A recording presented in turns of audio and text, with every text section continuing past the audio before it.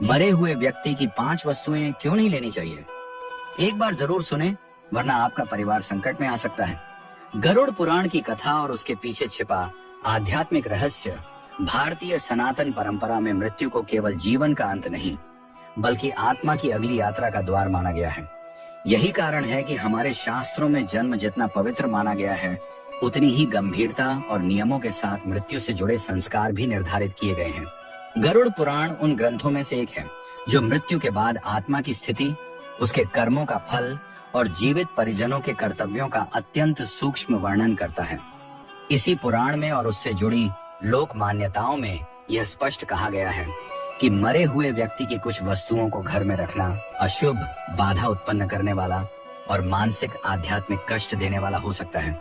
इस लेख में हम विस्तार से जानेंगे कि मरे हुए व्यक्ति की कौन सी 5 वस्तुएं नहीं रखनी चाहिए, इसके पीछे गरुड़ पुराण और धर्मशास्त्र क्या कहते हैं, इन वस्तुओं का ऊर्जा, मनोविज्ञान और आध्यात्म से क्या संबंध है, और यदि ऐसी वस्तुएं घर में आ जाएं तो क्या उपाय करने चाहिए। गरुड़ पुराण में मृत्यु का महत्व। गरुड़ पुराण भगवान विष्णु और उनके वाहन गरुड़ के संवाद के रूप में रचित है। इसमें मृत्यु के बाद आत्मा की यात्रा, यमलोक, कर्मफल, पिंडदान, श्राद्ध और जीवित लोगों के कर्तव्यों का वर्णन है।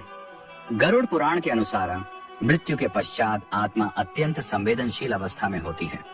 उस समय जीवित लोगों का आचरण आत्मा की गति को प्रभावित करता है। इसी कारण मृत व्यक्ति की वस्तुओं को लेकर भी स्पष्ट नियम बताए गए हैं। 1. मृत व्यक्ति के वस्त्र, कपड़े क्यों नहीं रखने चाहिए?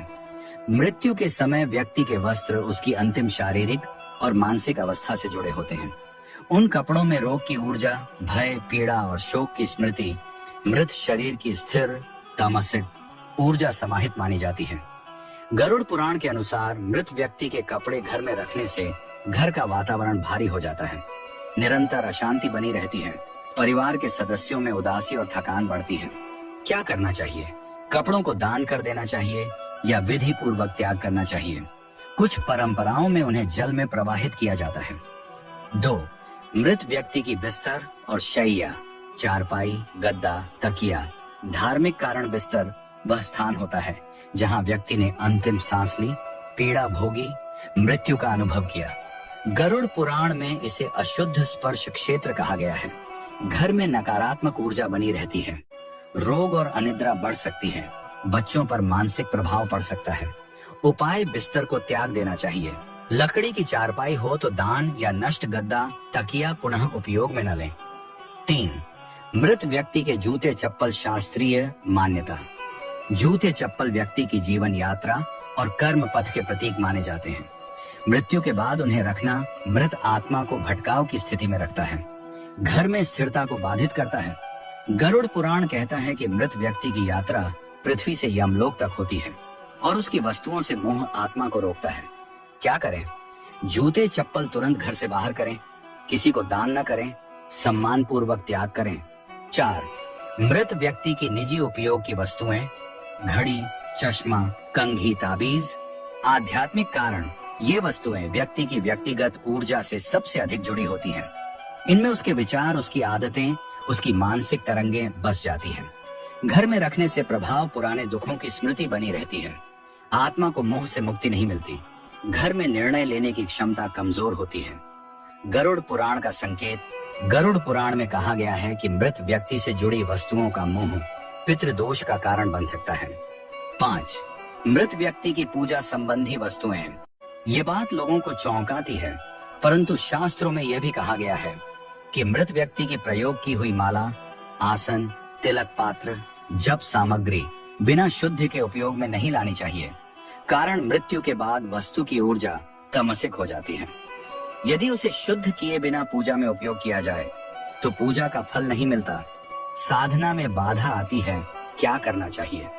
ऐसी वस्तुओं को गंगा जल से शुद्ध कर ब्राह्मण को दान करें या विसर्जित करें। धर्म के साथ साथ यह नियम मनोविज्ञान से भी जुड़ा है। मृत व्यक्ति की वस्तुएं देखकर बार बार शोक जागृत होता है। इससे व्यक्ति अवसाद, डिप्रेशन सत्ता में जाए, जीवन में आगे बढ़ने में कठिनाई होती है।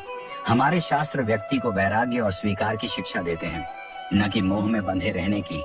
यदि ये वस्तुएं घर में हों तो क्या करें? यदि अनजाने में ये वस्तुएं घर में हों घर में गंगा जल छिड़कें, हनुमान चालीसा या विष्णु सहस्रनाम का पाठ करें, वस्तुओं का सम्मान पूर्वक त्याग करें, पितरों के लिए श्राद्ध और तर्पण करें। गरुड़ पुराण हमें डराने के लिए नहीं, बल्कि जीवन और मृत्यु के संतुलन को समझाने के लिए रचा गया है। मृत व्यक्ति की वस्तुओं को त्यागने का उद्देश्य आत्मा को शांति देना, जीवितों को आगे बढ़ने देना, घर की ऊर्जा को शुद्ध रखना है। मृत्यु अंत नहीं, यात्रा है, और इस यात्रा में मोह सबसे बड़ा बंधन है। कहानी पसंद आई हो तो जय हरि विष्णु जरूर लिखें। धन्यवाद।